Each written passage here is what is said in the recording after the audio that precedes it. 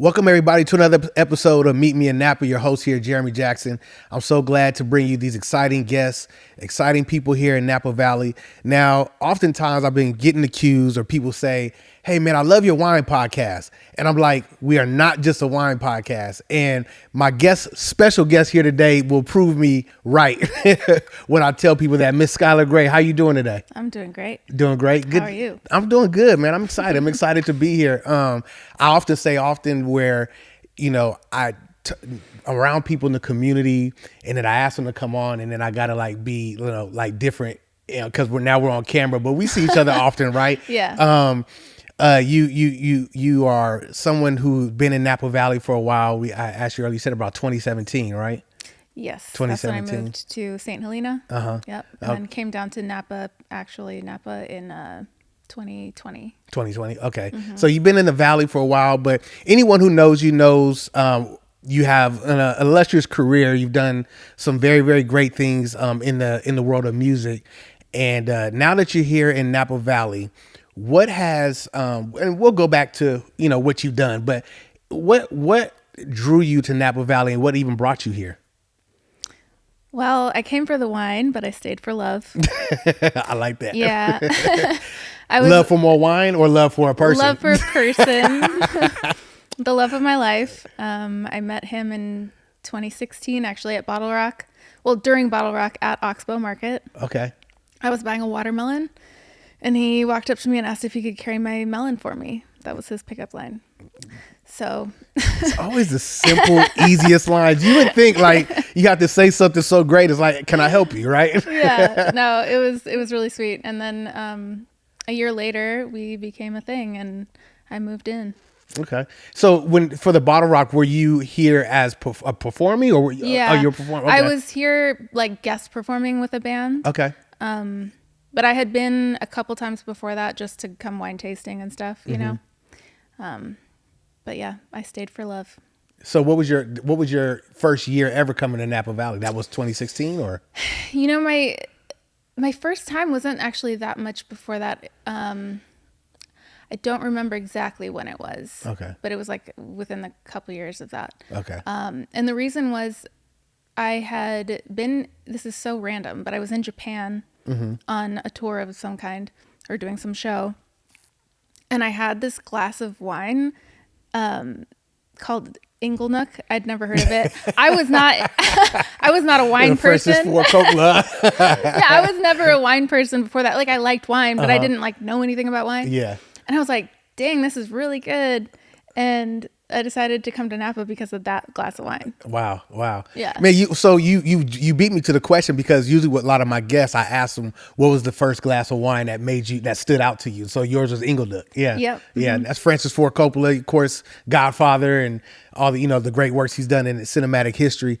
So you flew out here. So did you jump straight from Japan to here, or no? I gotta get there. I just planned a trip. I think it was for my birthday or something. I just wanted to come see Napa because I started that was the first glass of wine that started getting me really into wine. Yeah. You know what I mean? Yeah. And also I was living in Park City, Utah at the time, and Carlo Mondavi was living in the same neighborhood, or he had a house in the same neighborhood as me. And so we had some mutual friends and we'd connected there. And so when I decided to come to Napa, I, visited him as well. Yeah. I mean, so you have some legendary intro experiences to the wine world. Yeah, that's pretty dope. Tell me this, you traveled all over the world and you saw a lot of things. What stood out when you came to Napa? What was it about Napa? Because people can find love in a lot of places and say, okay, I'm going to take this love back home. But you decided to stay here. What was your first experience like when you saw the hills and the vineyards and all that stuff, I mean, it's so picturesque, and I'd never seen anything like it. It kind of reminded me in a weird way of Wisconsin, where I'm from, except for there it's all cornfields. Yeah. And here it's all vineyards. Yeah. But that, scenic, rural landscape is something that I've always been drawn to. And then when I got into wine and, it really made sense to be here. Yeah. I haven't been to Wisconsin, but I can assume if you are seeing cornfields, there's a peacefulness that comes exactly with living in an area like that. And I think Napa and the big open spaces. Yeah. You know? The Valley has that same kind of peacefulness. There's these spots where, whether it's a winery or you're driving up 29, or there's just places you can hike, there's just all kind of places where you could just like, exactly. Yeah. And I need that. It's so important to me. I lived in LA for a while.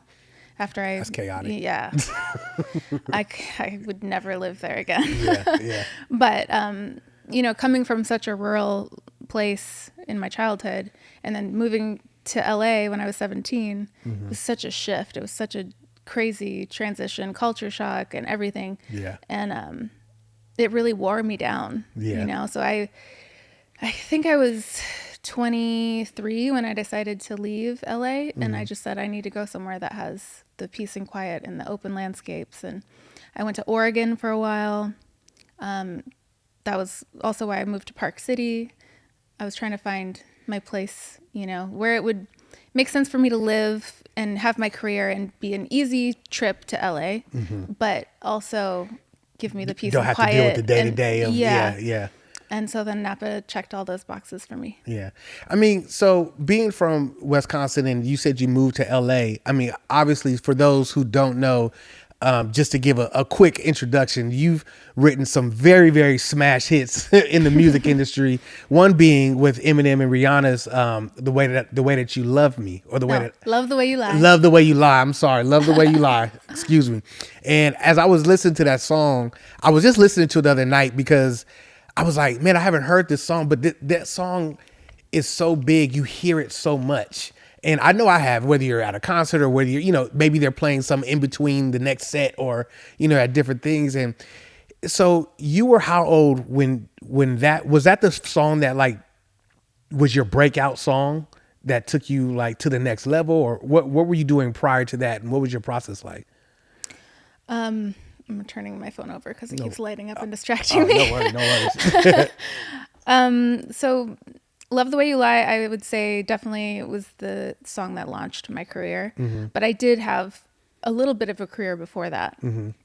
So like I said, I moved to LA when I was 17, dropped out of high school, and I got my first record deal within about a year and a half of moving to LA. I was signed by Linkin Park to their sub-label Machine Shop Records on Warner Brothers. And I put out an album through them. And then things kind of fell apart there, and I went broke, as we do as struggling artists. It's like up and down all the time. I was going broke in my 20s too. Don't worry about it. And then I tried some random jobs. For the first time in my life, because I've been making music my entire life since I was 6, professionally. I had a duo with my mom, and then Wait. You had a duo with your mom. You and your mom were a group? Yeah, my mom and I were a group. How did that see, now I want to hear that. You know, the Linkin Park, that's cool. You know what I mean? Respect to but so you got your musical insight and genius almost from your mother then? Well, my whole family is very musical. Okay. Yeah. So my dad was in a barbershop quartet. My great-grandma was an opera singer. And then my mother is a Celtic harpist, and also a folk musician. Wow. And so she was in a bunch of different groups when I was growing up. And I would always just want to get on stage with them and sing with them and sing harmonies. And so it was just like a natural thing to put me on the stage officially. So when I was 6, I did my first show with her. And it wasn't like a big concert or anything, but, you know, a little library. We played on a little stage in a library. And I just had the best time ever. Yeah. And so I just kept doing it. And we made 3 albums together. We toured around the Midwest. It was very regional. We didn't like go to the coast or anything. I wasn't like a Disney superstar or anything like that. Can we find the album anywhere? We can't find it online anywhere? Oh, the albums exist. Oh, okay. You can find them. I don't. You got to send me the link. You got to send me the link afterwards. They're a little embarrassing. So, I mean, I was 6. Yeah, no. 6 to 12 is when I did it. And so the songs were very like family oriented, like songs like We Are the Colors of the Rainbow. Yeah, of course. Yeah. You know? But I went solo when I was 12. And because I started writing my own music then. And with all the money I had made from doing shows with her, I bought myself a grand piano. And so I started writing a bunch of songs on the piano and recording them, and I put a band together. And then I quickly decided that I needed to be out of Wisconsin if I really wanted to pursue music as a real career. Right. And so that's when I, made the decision to move to LA. Was there tension in that decision, like with you and family at the time? Was it one of those? A little bit. I mean, I used my college savings to go to LA to move and to record demos and stuff. Yeah. But it paid off. So sounds like the true Hollywood story. Like, I moved. Yeah, I like that. I think Madonna kind of had a similar story where she moved to New York, and that's how she broke in New York. I don't know where she's from originally, but I remember hearing that story years ago. But yeah. Yeah. So I just spent all my money that I had saved for college, and my dad wasn't too happy about that. Yeah. But I remember when I got my first Grammy nomination, I called him and I was like, "See, Dad, it was worth it." Yeah. You got to do that. Yeah. So that's a cute story. I like that. So you're in LA. I mean, that's a culture shock, of course. And what year is that? What year is that when you moved there? I mean, I think it was 2000. I was a graduating class of 2004. I would have been. Okay. So you like early 2003 maybe. 2003. Okay. So 2003 LA, and you go there to write. Who was the top of the? Now you were writing more like pop.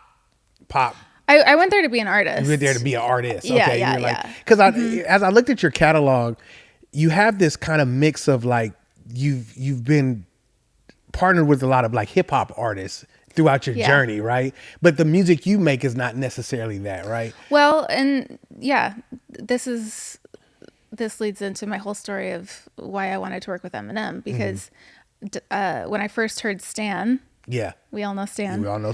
I was just like, I need to do that. Because I loved the combination of Dido's like soft, like singer-songwriter vocals mixed with hip hop. I just loved that combination. It was so special. Yeah. And I said, I want to do that. And so I think I heard that song for the first time when I was 13. And I kind of manifested doing something like that my whole life since I was 13. And then when I moved to LA, got my record deal and all that, I actually did my first hip hop collaboration with Mike Shinoda of Linkin Park. Okay. And that song was called Where'd You Go? Okay. And it was my first like billboard charting song ever. And so that was my first experience working in hip hop, and I loved it. And so I did it a lot, and I worked with a lot of different hip hop artists. Yeah. Just doing like the hooks, I saw, and this probably was a little bit later on, I would assume, but because Eminem had the group Slaughterhouse, and I was a trip because I remember when they came out and like the Joe Budden and all those guys, and I was listening to it, and I was like, I didn't know you did Slaughterhouse. I was like, that's so dope, because it was really like that real in the trenches type style hip hop. It wasn't like poppy, So I like that. And you have that personality that's really like not a polished, kind of style of an artist. You know what I mean? So it made sense that the type of hip hop artists you connected with, the T.I.s and the Eminem and Slaughterhouse and those different kind of things. So I really like that. It was cool. So you're in LA. So you said you manifested working with Eminem, and of course you had these songs, and then you hit your big one. I guess the big one. So I guess that takes us back to the story when I was talking about how I left LA when I was 23. Yeah. And so the first place I moved was Oregon, out on the coast in a little cabin in the middle of nowhere. And it was like a room the size of this little area we're sitting in was my cabin. Okay. I had to go outside to use the bathroom. Oh, like it was like real wildlife. Rustic, yeah. But I had just like lost myself in LA, and I was broke, and I just didn't even know what I wanted to do anymore. I wasn't in love with music anymore for the first time ever. And so I needed to get back in touch with myself and fall back in love with music. And so I lived in the woods alone for a while, and that's where it happened. And then the first song I wrote coming out of that experience was Love the Way You Lie. Okay. And so that launched my career after that point. When you left LA and you went there, oftentimes you constantly hear these stories of people who go, whether it be acting or to be an artist in music, acting, and they have some success, and then it's almost like the world engulfs them, right, in those years, because you're young, you're impressionable, you're in all these scenarios, you don't know, maybe it's contracts, maybe it's a relationship, maybe it's all these different things that you're facing. What was it? What do you feel like at that time in your life? Were you running from something? Because you said you were to get back to yourself. What did you feel like you lost? Well, I felt like I was surrounded by opinions. And like you said, I was very impressionable at the time, being so young.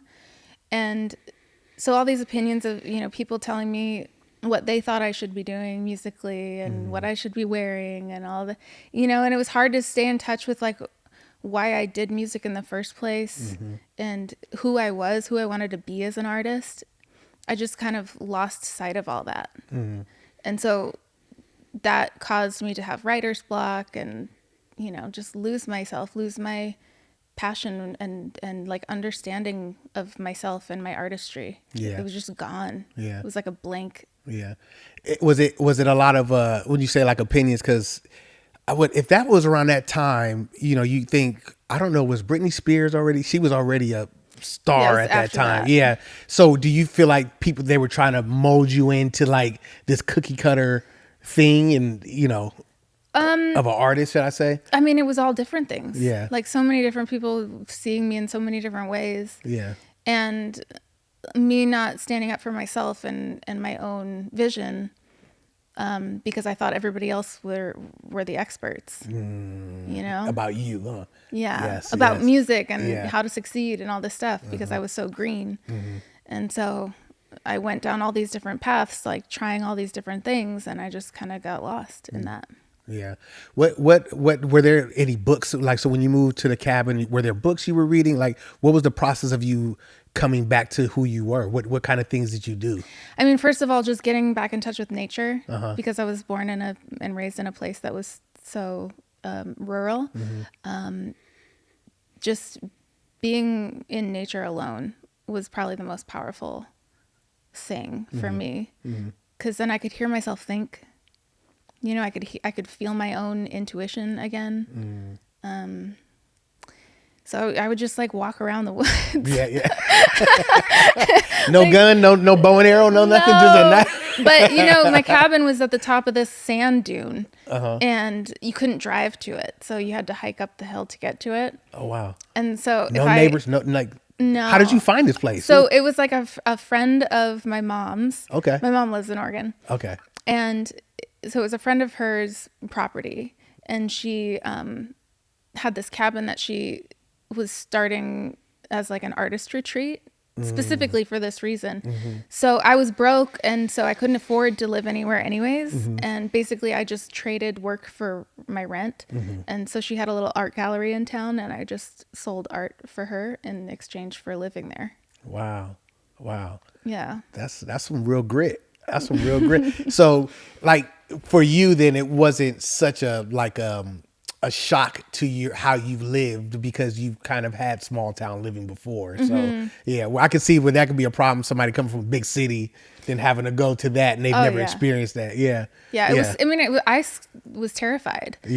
Because I was so used to being in LA and surrounded by people. Going back to the woods was like scary at first. The first 2 weeks, just like hiking from my car to my cabin, it was so scary. I had a flashlight. I had to have rubber boots because it was raining all the time. And so I'd like park my car at the bottom of the hill, put my boots on, get my flashlight, and just like scan everywhere for mountain lions. Oh man, I was terrified. But 2 weeks in, I became really comfortable again. No, we just adapt eventually. Like, it's just our nature, right? So were you writing right away when you got up there? No. Okay, so how long were you there to when you started to really get back into your artistry or, confidence of writing again?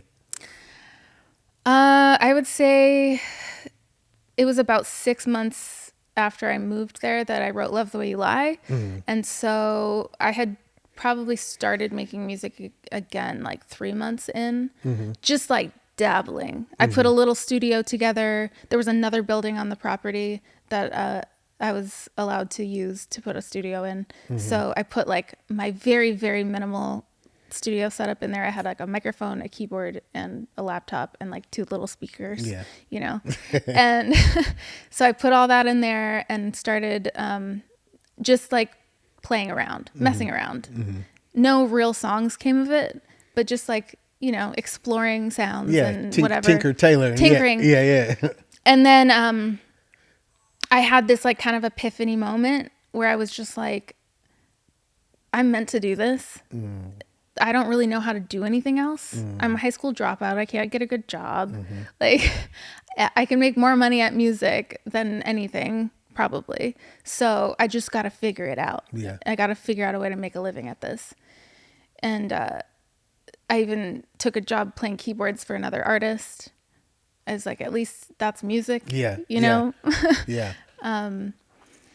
And I did a musical theater production in San Diego. I left Oregon and went down there to just do like a month-long musical. Because I was getting paid to do it. You were writing it, or you were just be in it? Yeah. Okay. So you were just like, I'm just gonna make a way. Like, I gotta find a way. You gotta find a way. And then you know, I revisited in my mind. I was like, what about that hip hop collab idea again? Like that came back into my mind. Like, I really want to do more hip hop collabs.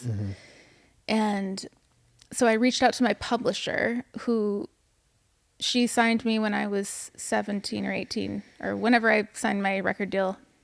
And but I hadn't talked to her in years at that point. I had really nobody left in my corner. My manager had quit on me. My lawyer had quit on me. But my publisher was I was still technically signed. And so I reached out and I said, hey, I need to figure this out. Like, I need to figure out a way to make a living in music. And she was like, come to New York, sit in my office, and let's just like talk about it. And so I figured out a way to get to New York and sat down in her office. We talked about everything and talked about the hip hop collabs. And she was like, well, we just signed this producer named Alex the Kid. And he's like really blowing up right now. And so I'm going to introduce you guys and see if anything comes of it. And so I went back to Oregon because he wasn't in town in New York at the time. And she connected us over email. And then he sent me the beat for Love the Way You Lie. I wrote that chorus, recorded it, sent it back to him. And then a month later, it was #1 song in the world. Wow. You're like, okay, yeah. So when you, like, of course, I know people always ask this, like, you don't know that something's going to be a hit or be big. But do you feel like there was something special about that prior to, I mean, I know in hindsight, I don't want you to add it in there if it really wasn't, but did you feel anything about it when you were writing it? Not that it was going to be a hit, but that there was something special about that beat or what you were writing? No. You didn't know? Okay. I mean, because I had fallen back in love with music and felt more in touch with my intuition again, I just wrote what I felt. And I wasn't trying to write like what I thought somebody would want to hear, or like what the people in LA with all those opinions would have wanted me to do. I was just like, I'm just going to free flow and see what comes. And so that's all. Like, I didn't think like, oh, this is going to be a hit or anything like that. I just was like, this is what I felt, and I'm sending it off into the world. And that, I always revisit that moment because, you know, since getting pulled back into the music industry after that, it's easy to, again, get like sucked into all these different opinions and changing who you are for everyone else. And at least it's easy for me to do that. And so I have to catch myself and be like, remember how you did Love the Way You Lie? Like, you just did what you felt, you know? And you ignored all the noise. You had to trust yourself. Yeah. And that worked, you know? You know, it's interesting because, you know, I didn't know the stuff about, you know, with your mom, right? But that, your gift, because I would say there's a lot of people who have talent, and then there's people who are gifted. And I think there's a clear separation between the two.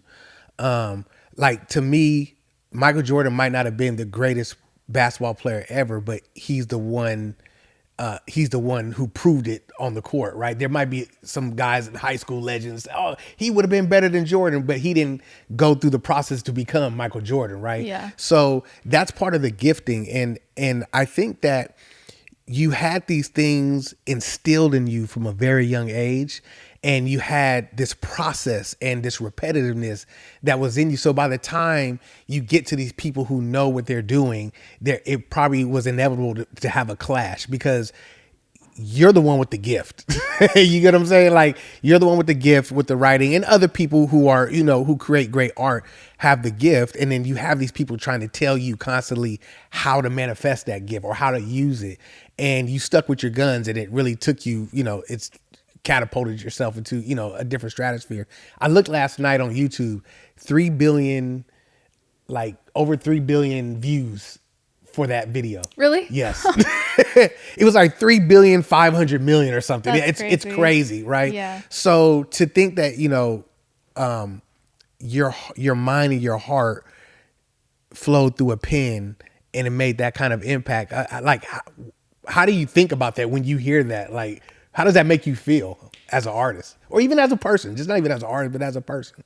Wait, what's the question? To know that something you wrote had that big of an impact in the world, just that people love something that you wrote that much. I don't know. I have imposter syndrome. I always said that was a fluke. Like, when that happened, when that song just blew up out of nowhere, I was just like, this is a fluke. Like, this is never going to happen again. And then I wrote Coming Home, which is also a big song. And then worked with Dre on I Need a Doctor. And then I did Glorious with Macklemore. So I've had kind of a slew of hits after that. Yeah, yeah. But I still am like, those are all flukes. Yeah. Like I didn't do that. You hitting home run after home run. It's like, am I hitting home runs? Yeah, I get it. I don't know. It's just weird. It feels surreal. It feels like out of body. Like, it's really happening to me almost. Yeah. Did you feel like you were deserving of it? Not really. Yeah. No. Yeah. I was telling somebody. I feel like I got lucky or something. Yeah. I was telling. Oh no, this is what happened. So I'm at work talking to this guy, and I'm cutting his hair, and he's a young kid. He's like 19. And one of his buddies were telling me he's a chef, and they were going overseas for this competition. And there was some young lady he was talking to, and she was real pretty. So when he was over there, they were in Sweden. So when he met the girl was like, hey, let's, and he like folded under pressure and didn't approach her, but they've been talking prior to, right? And so I told him, I said, one of the things that we do in our mind is we psych ourselves out to believe that we don't deserve this thing, right? Maybe it's this beautiful woman, or it's money, or it's the success, and it's so human nature for us to do that, right? Now, when my podcast blows up, I know I deserve it, right? So I'm like,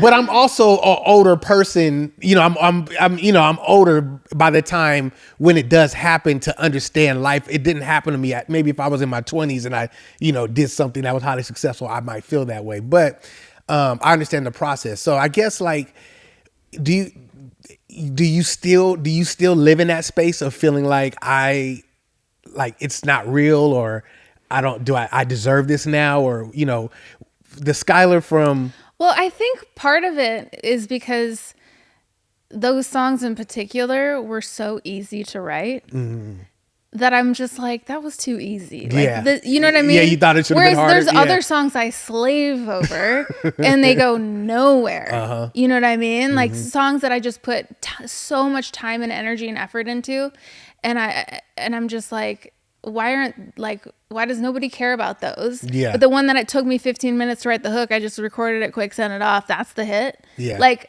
that's part of the, I don't deserve it. Like, I don't know. Yeah. Doesn't quite add up. Yeah. Yeah. But, were those days fun for you? Was it like when you when you worked on yourself and then this big break happens, you would almost call it your second run in the music industry. Was that funner? Was it healthier for you? Like, what was that process like? I mean, I had learned a lot in my first round for sure. And so the second round was better, but it's a tough industry. So there's always ups and downs and struggles, you know. I think going back to the like not deserving it thing, like after I wrote Love the Way You Lie, I got asked to do all these other songwriting sessions. Mm-hmm. Well, and I moved to LA to be an artist, not a songwriter. Right. And so then suddenly I got sucked into the songwriting world, which is something I never set out to do. Mm-hmm. And so then suddenly I'm put into these rooms with all these other writers and having to like perform and like deliver a song in front of people in the room and come up with something. Yeah. And that pressure. That's not how you create. It's not how I create. Right, it's not how I ever created. And it put so much pressure on me, and I felt like I wasn't good. Like I would be in these rooms and I'm like, I'm not delivering. Like all they want is another Love the Way You Lie. They want another hit. Like I need to do this. And I would just like hit wall after wall. Mm-hmm. And so then I started feeling like I just got really lucky, like with those ones, and I just suck. Yeah. In reality, you know, that's kind of what I would tell myself, because I would just be in these rooms and not delivering. But then when I look back, all the biggest hits I've had were songs I didn't get in the room with people to write them for the most part. Mm-hmm. Like Coming Home and like Love the Way You Lie, I wrote in a cabin in the woods. Mm-hmm. You know, I wasn't in a room of songwriters. Mm-hmm. And so I'm just like looking like historically at the ROI and I'm like, the ones that I was alone and wrote did way better than the ones that I was in a room feeling all this pressure. Mm-hmm. So I've switched my thinking on it. It's not that I think I'm no good. It's that I require a certain process to get the quality of work that I want, and because I'm an introvert, and so being in a room with a bunch of strangers trying to write like an emotional hit song, it's just like, what are we doing here? You know, I walked out of so many sessions crying, just like feeling like I suck, like I can't do this, like what's interesting about you saying that, I was going to ask you, because we're in a new we have been for a while with the streaming, because when you first came in, streaming wasn't really at its what it is today, right? I think it was just starting to edge into there. I think at that time it was like LimeWire. People were burning, high school, It was, but it wasn't like, get on your phone, giving just stream your somebody. Computer viruses. Yeah, I did. Yeah, I won't tell you what I was downloading, but they back to there was like streaming, right, for people today, and people were talking about the quality of music today as opposed to, you know, years past. One of the things I've always heard is artists not being in the same rooms creating together is one of the biggest reasons why maybe we're not having as, you know. I think it depends on the situation though, because to me, I prefer to not work with people in the same room. Okay. And so I do a lot of remote collaborations. When I, like, for example, Love the Way You Lie, when I wrote my part, I was in Oregon. The producer, I'd never met him. He was in New York. Eminem obviously was in Detroit. And I think Rihanna recorded her vocals in Dublin or something. So we never were in the same room together. Uh-huh. That song became a huge hit. Uh-huh. And we were all in the same room together for the first time when we performed on the Grammys. So the first time you met Rihanna and Eminem was the night you had to perform the song? No, that was the first night we were all in the same room together. All in the same room together. Yeah. Okay, I met Em a couple months after Love the Way You Lie came out. Okay. But yeah. What about Rihanna? Was she? That was you. I didn't meet her until the Grammys. Till the Grammys? Yeah. Okay. Wow, that's amazing. But so for me, I'm more comfortable working that way because I can be in my space and have the freedom to sing really bad notes and, you know, just like express myself in private and write and throw out really bad lyric lines and stuff and not feel like I'm being judged in the room. Yeah. And then I can like put together what I think is good and send it off. Yeah. So to me, that is a better method, but some people prefer to be in the room with other people, you know? So I think it's to each their own. Yeah. Do you, when you met some of these artists, as big as, you know, Em or Rihanna or whatever, if you've had any really intimate conversations, did they, not them in particular, but anyone that you may have had conversations with, feel like they were not deserving as well? Like when you hit your stride, did you ever, anybody say, yeah, I kind of felt like that too, you know? Do you think that that's just like a common thing amongst I mean, I think just in general, all artists are quite sensitive. I mean, there's probably some that aren't, but that's what Erykah Badu says. She's sensitive about her shit. She says what? She's sensitive about her shit. You know, she had this song called Tyrone. Yeah. Yeah. And so they all need like reassurance and people to, you know, tell them like, this is good. Yeah. You know, they need that support. So in my experience working with other artists, they're pretty much all the same. Okay. Now you said something I caught that, you said that you wanted to be an artist, but they boxed you into like being a writer because obviously they saw gold on the table. So they were like, you have created several solo projects. Do you have a particular, or do you write all your songs? Do you collab with other writers when you make music for your own albums, or like how does that process for making your own music work? Yeah, I mean, I do have collaborators. I do most of the songwriting aspect myself, but I have collaborators when it comes to like the production and stuff. And then oftentimes, like Elliott, my partner, he's also in music. He's a country artist. Okay. And if I get stuck on some lyrics or something, I'll be like, hey babe, can you help me like figure out what to put here, you know? And vice versa. I help him on his music all the time too. But obviously that's really comfortable because we're together. But yeah, it's rare that at least now, it's rare that I have a co-writer in terms of the actual like melody and lyrics. Give me two, or give me one or two collab that influence you, like collab producer, writer, artists that it have influenced you. Like for instance, for me, I would say Quincy Jones, Michael Jackson, right?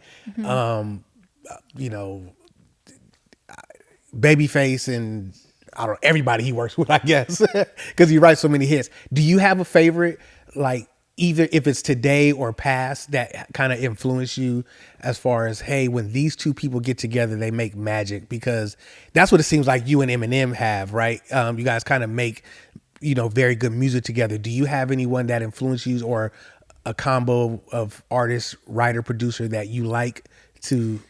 I don't know if there's like a combo of collaborators that I am, you know, not that I can think of. To me, it's all about chemistry. And so, yeah, like sometimes it is beneficial to do these blind date writing sessions with strangers, because sometimes you meet somebody and you're like, wow, I actually have really good chemistry with this person.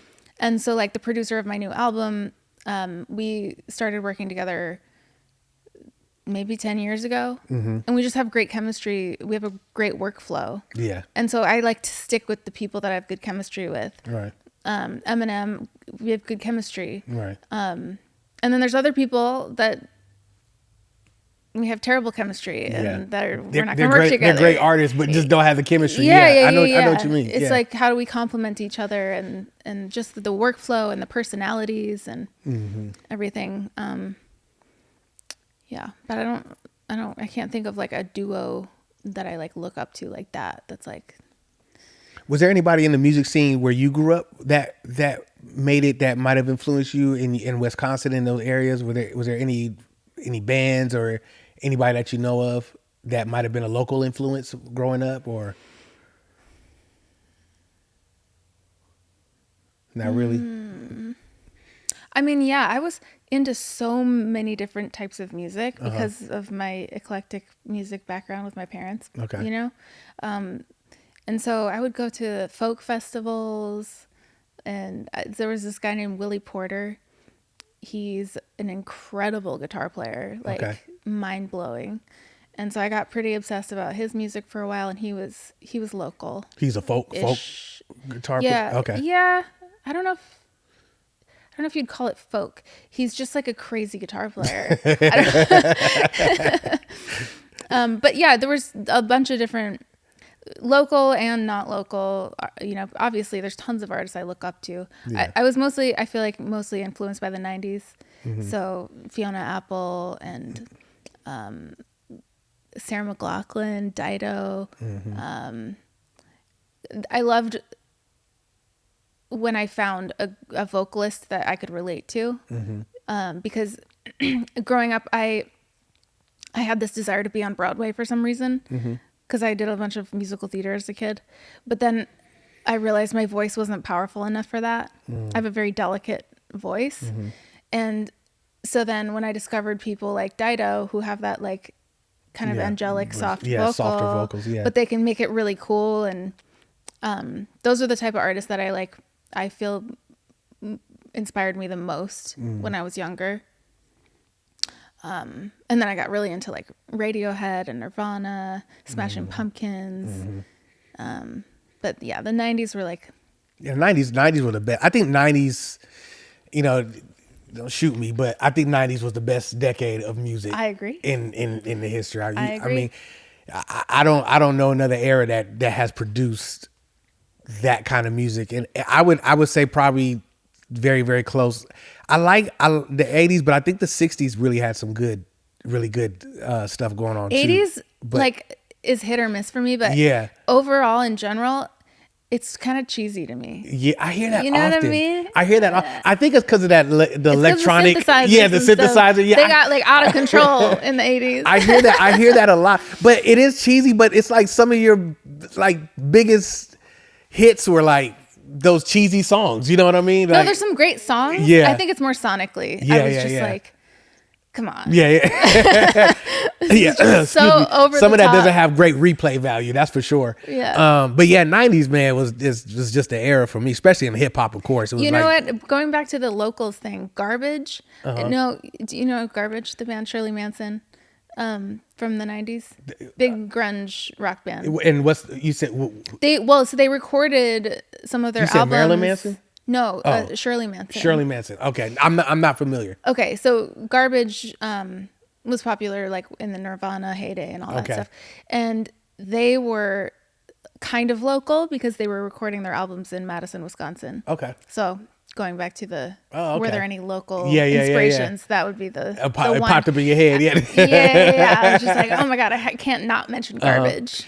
That's what I also love about the 90s too, because even though I was not a consumer of like Nirvana and I like that music, right? Because you had, of course, there was MTV. There was a lot of media forms of consuming music that was a lot different. So you were just exposed to a lot of music. But I like those songs. Like I used to listen to Nirvana. I mean, the radio was so popular back then. Yeah. I don't know anybody who listens to just like top 40 radio anymore. Yeah, exactly. You're listening to your Spotify, whatever channels and stuff. But, Green Day. But everybody was listening to the radio back then. So we were all exposed to all that stuff. Which kind of makes sense that by the time somebody like an artist like Eminem came along, he was merging with Dido with that style of music, right? Because we all kind of grew up listening to more than just your niche sound, and then there was a lot of merging that happened in that era.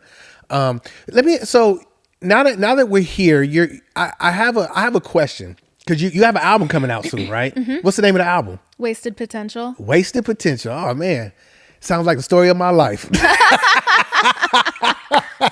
No, man, I'm recouping it all right now. I promise you.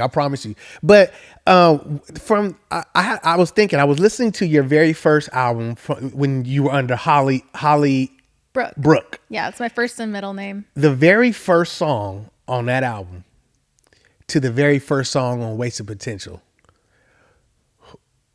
Draw me a very quick line. I know this is it could be a long way to go, but from that first song to now, who were you then and who is this person now writing this album? So I think I've come a really long way as a songwriter since then. But a lot of my intuition musically is intact. I've learned a lot more about production, and I wasn't a producer at all back then. Yeah. And now I'm co-producing, my whole album and stuff. But so I've come a long way with production and definitely with lyrics. I listened to that album and there's some really cool ideas, but I'm like, they weren't fully thought out. Like, you still kind of your teeny bop little. No, it wasn't teeny bop. It was just like, it was so sometimes hard to understand and follow. I'm like, what was I trying to say here? You know what I mean? I thought I was being poetic, but well, I mean, you probably were for that time. You were, you know, it's like you live longer and you have more of a fuller understanding. Well, I think it's partially because when I listened to music, I never focused on lyrics. I was always more drawn to the chord changes and the melodies.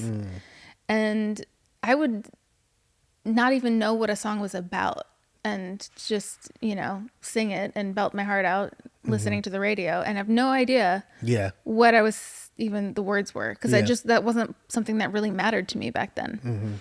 And then as I got older, lyrics started becoming equally as important as the music to me. And so then I incorporated that into my writing. But when I first started writing songs, I would just sing words that came out of my mouth and not really care what they meant. Right. Yeah. Because I didn't care what they meant in other people's music. And then, you know, over time, as I discovered lyrics that were incredible, and I was like, oh my God, those lyrics are hitting me as hard now as this melody and this chord change.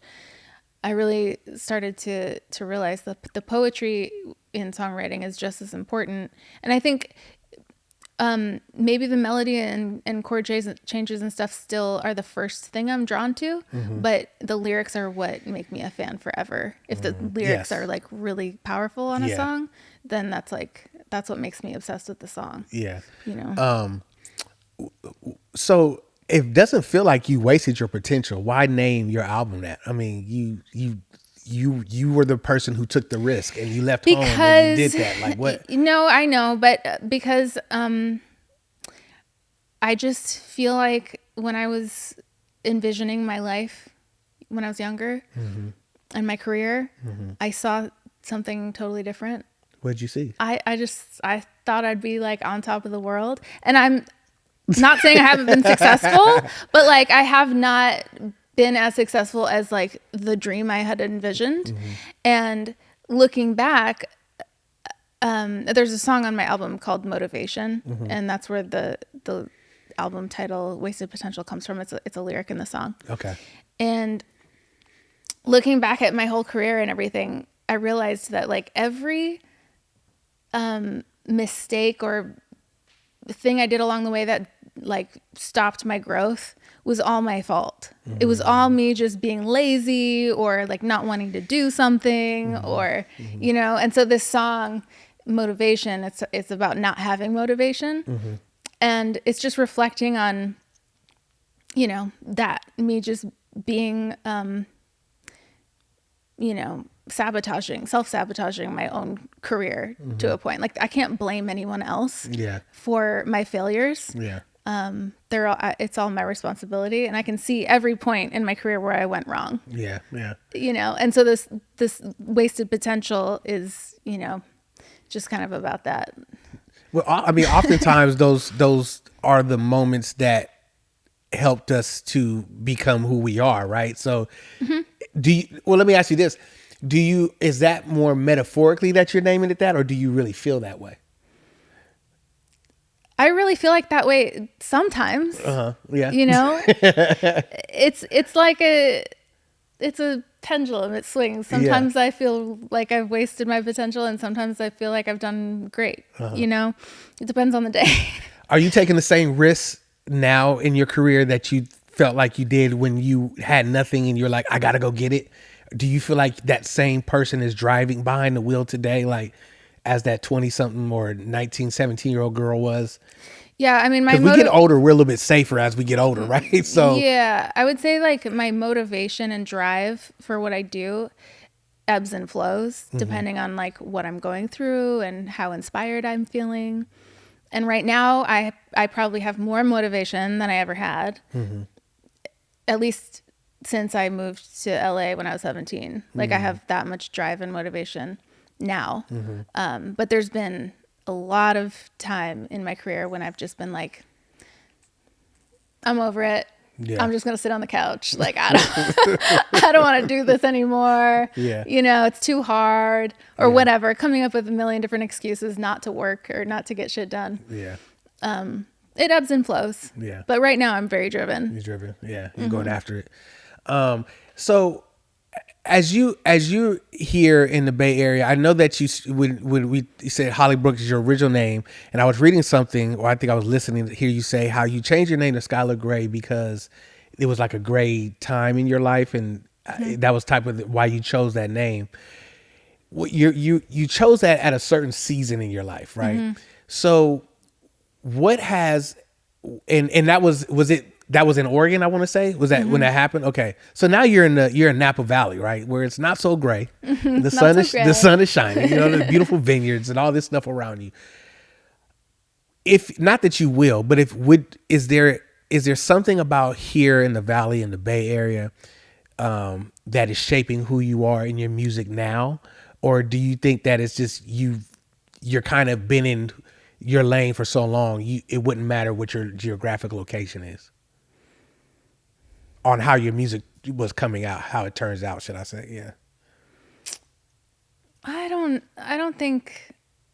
Yeah, I think I could be anywhere, and I would still. Obviously, there's a lot of nuance to that.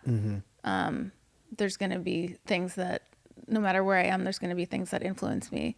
But there's nothing specific about this area that is now like shaping the way I make music, other than the fact that I'm, in a natural environment and I have the peace and quiet that I need to be creative. Yeah. But I'm pretty clear on the style and approach I'm taking. Yeah. Have you been able to connect with any local artists? And have you? I haven't. I don't really get out much. Okay. Yeah, you're like, no, I really am a recluse. I'm kind of like a hermit. I stay home. I work at home, all day, every day, and I go out to dinner. I love the restaurants in Napa. Yeah. I mean, now, I have ran into you a couple of times and you didn't know it, but I saw you out on jail once. And I think I saw you at, I can't remember the other one, but name a couple of restaurants you like that you really like on top of Angel. Angel is like, I was there last night. Yeah. It's good food there. So good. Yeah. And just the environment, the people that work there, everything is so great. Compline, I love Compline. There's so many good ones. Yeah. I mean, the list can go on and on. I know. I'm just thinking about of a couple that you really like. I love Zuzu. Because, what I love about right? what I love about it is their gin selection. Oh, okay. And I didn't really know much about gin until I started going to Zuzu. And then it got me on this like gin kick that I've been on for the past 2 years. It's pretty much all I drink now. It's just gin? Gin and tonic. Gin and tonic, yeah. Okay. But I have like gin collections. Oh, okay. Yeah. I can't do gin anymore. It sits on my chest and it burns me. I'm getting old. I drank a lot when I was younger, so maybe it's just catching up to me, but I can't really do gin. I love it. I'm so Or vodka. I don't drink any clear alcohol at all anymore. Wow. Yeah. Other than white wine. Well, I don't know. Maybe it's a women. Gin is like a woman's thing because it has the nickname Mother's Ruin. Have you heard that before? I haven't heard that.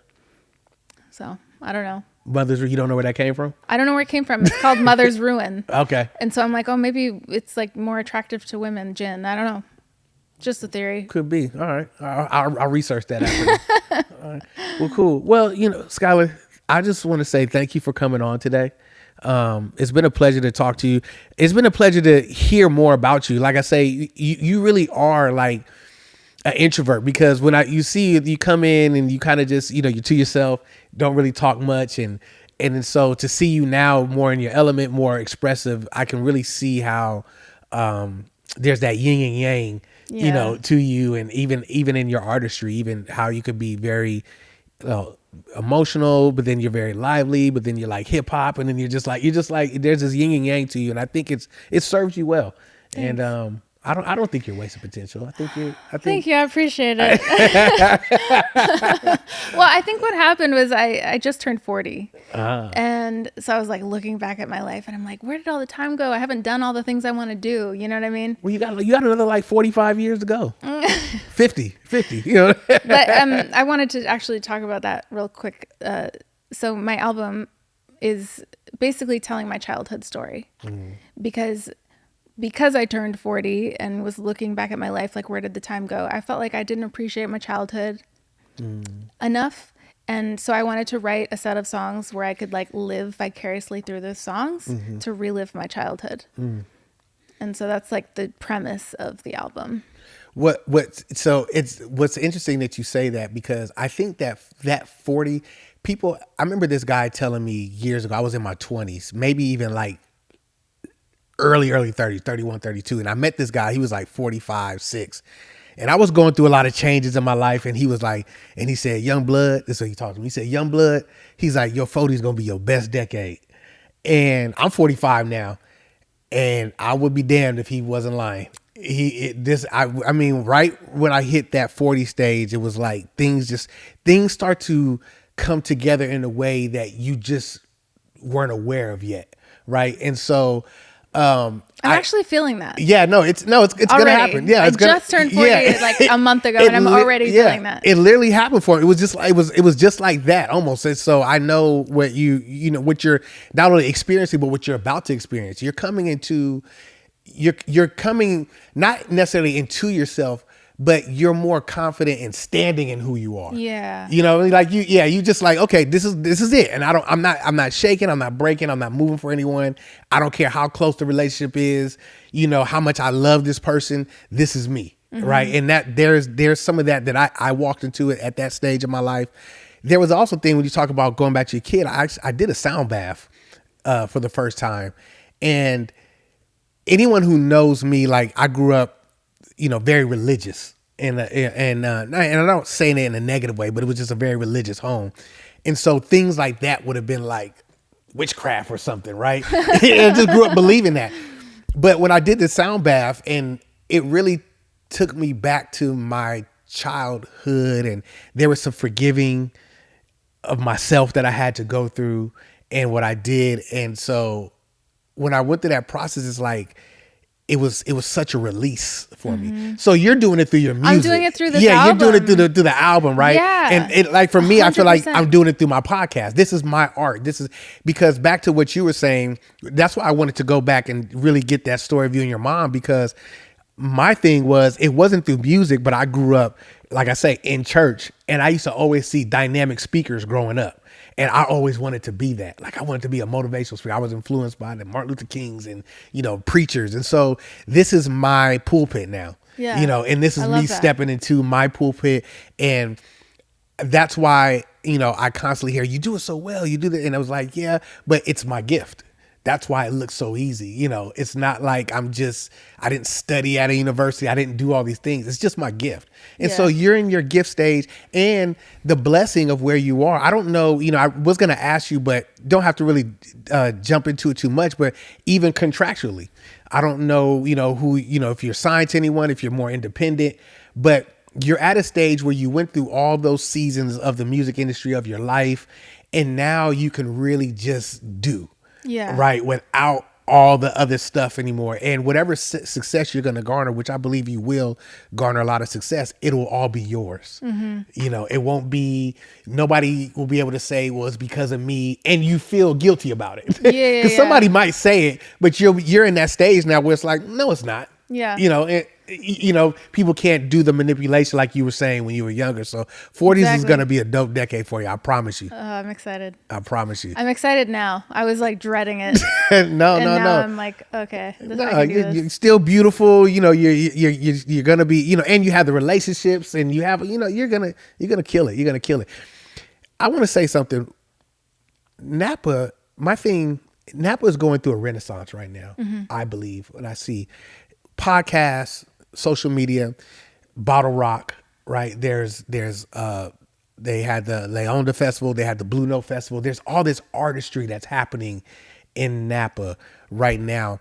Would you see yourself like doing any kind of creative stuff to bring more of the creative life to Napa Valley in your future? Is that something that you desire to do, or just wherever you are, but of course you're here in Napa now. Is that something you desire to do, or would you be open to doing something like that? Maybe. Yeah. I mean, Haven't really thought much about it. Yeah. Again, because I'm such an introvert. Yeah.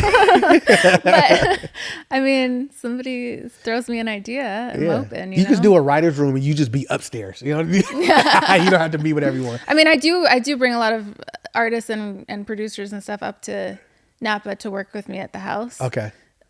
Which is people love that experience. Yeah. You know, like doing like a writer's camp or whatever on a vineyard is just unique. And so people really love doing that. That's what I desire for even here at this podcast is like, you know, people love to, you know, when they're on their tours or their media runs, they're always going to LA, they're going to New York, you know, but I'm like, you should come to Napa and do, you know, this should be a hub where people come talk about their next project.